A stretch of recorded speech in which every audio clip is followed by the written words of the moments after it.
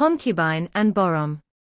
One day, Bahram was hunting in the deserts and high mountains with great enthusiasm, and caught zebras in his lasso. Bahram's fingertips would quickly pick up the arrows from the back quiver, and fill and empty the bow.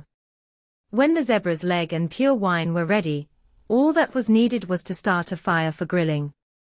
Bahram had taken the Tartar concubine with him on that hunt, who was very quick and agile. Her face was so beautiful that it looked like the spring of heaven.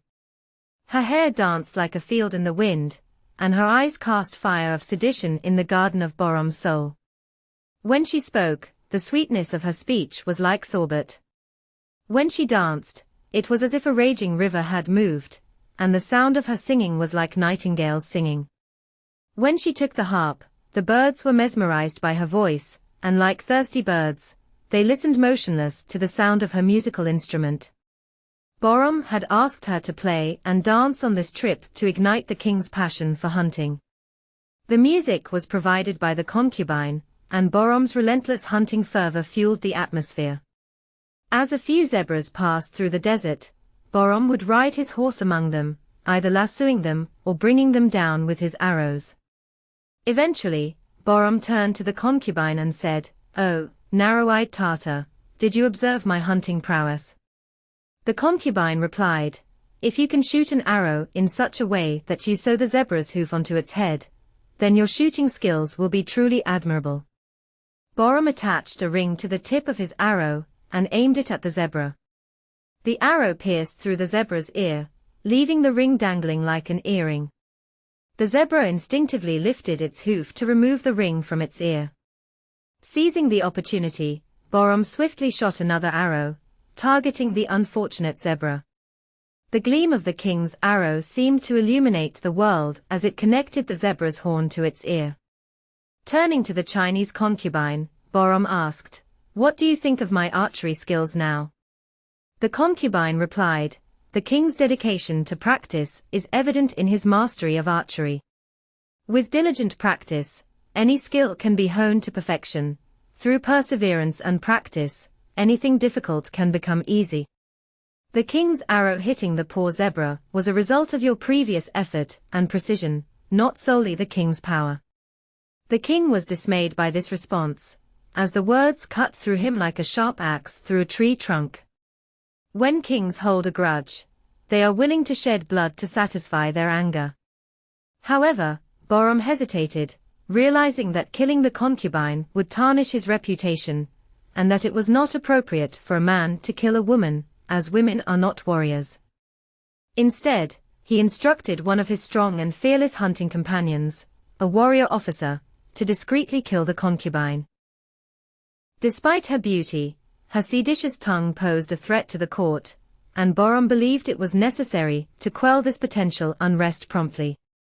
The warlord took the Chinese concubine away from King Bahram's sight, and intended to kill her as per the king's command, like a candle whose flame is extinguished.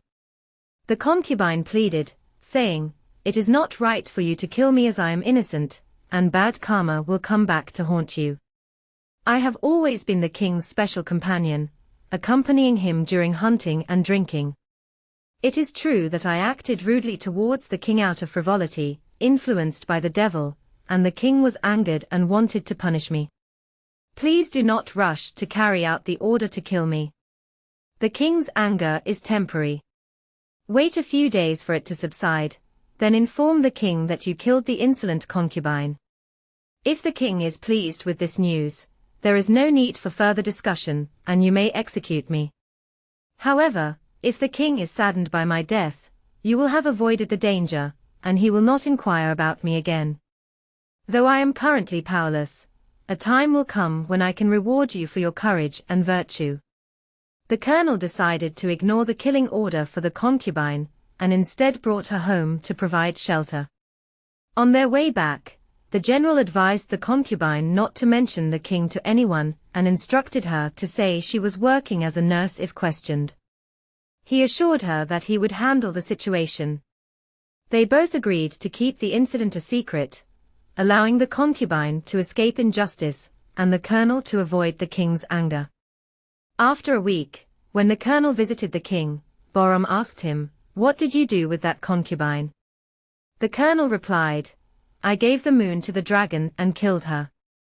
Upon hearing the news of the coquettish concubine's death, tears unconsciously flowed from Bahram's eyes.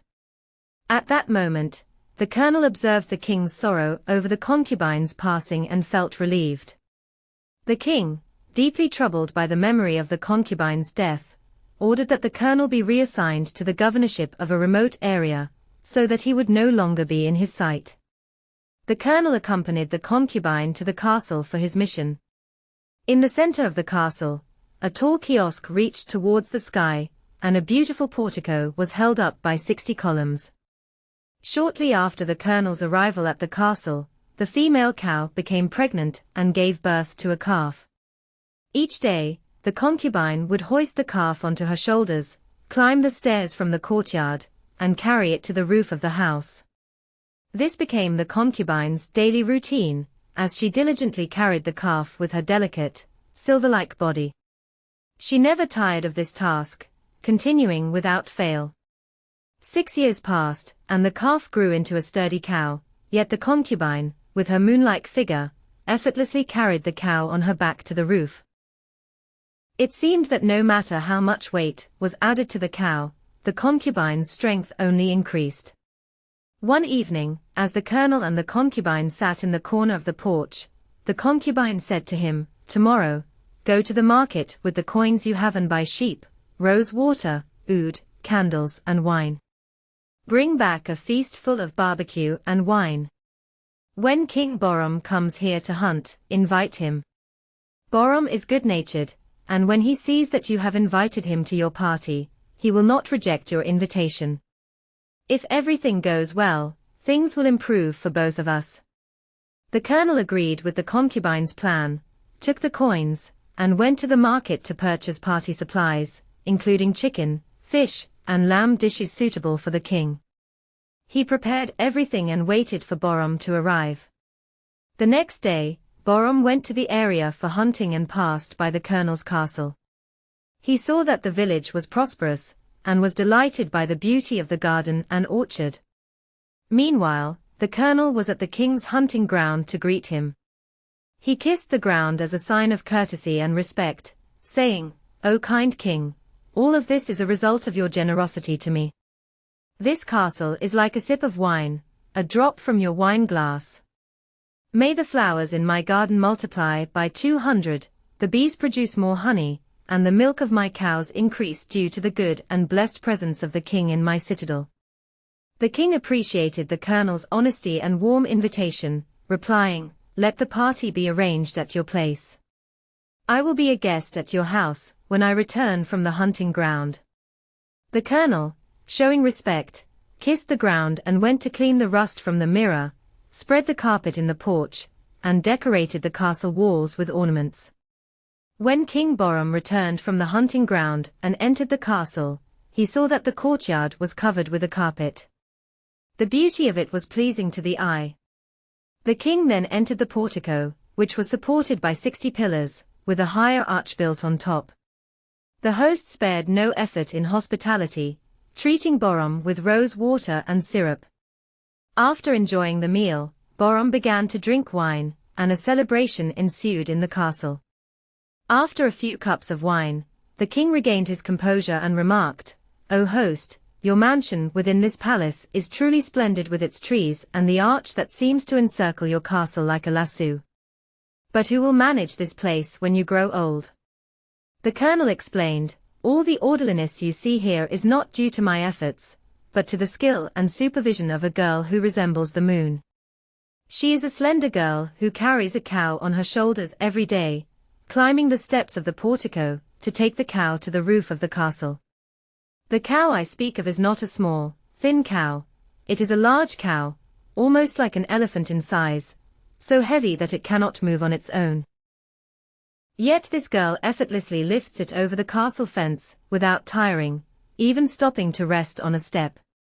King Bahram, astonished by the tale, declared, "This sounds like a legend. I will only believe it when I witness it myself."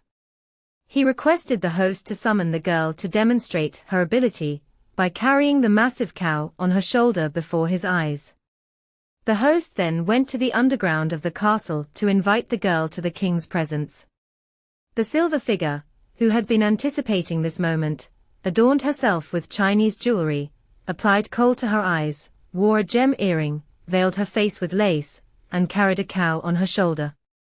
She quickly moved the cow from the stairs to the citadel's roof, and then placed it beside Bahram's sofa. Bahram, astonished by the spectacle, leaped off the sofa.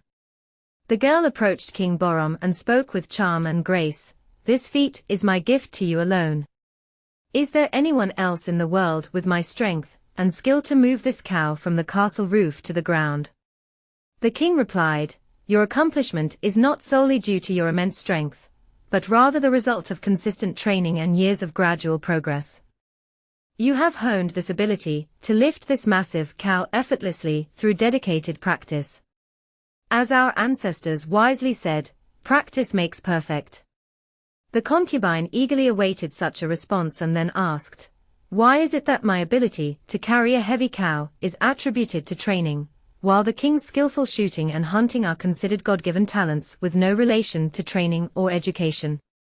When the concubine said this, King Bahram was amazed and recognized her. The moon-faced concubine removed the veil from her face, tears flowing from her eyes. Upon seeing her, Bahram said, "I apologize to you for the hardship you endured during these years of being locked up in this castle. If I ignited a fire of selfishness, I burned myself in it." The concubine replied that she had died 1,000 times in his absence, and now she felt alive again in his presence. "Do not be saddened by me, as sorrow has the power to break mountains. When King sewed the zebra's hoof to its head, the evil eye had affected him, but it was God's will that prevented harm from reaching him." Upon hearing this, Bahram embraced the concubine and said, "The fact that you have shown such determination to reach the prosperity of this castle shows how much you hold my heart dear." He then addressed the commander with affection, and rewarded him with several jewels. Bahram returned to the city with great joy alongside the concubine, and requested the priests to officiate their marriage. The concubine became Bahram's wife and remained by his side for many years.